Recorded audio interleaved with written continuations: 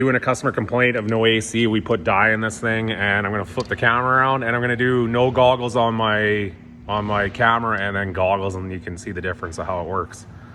Okay, this is the black light in there. You can't really tell, and then I'm gonna put the goggles over. There's the dye. You can clearly see it coming out of that AC condenser, and no dye, no dye. So that's how we do it.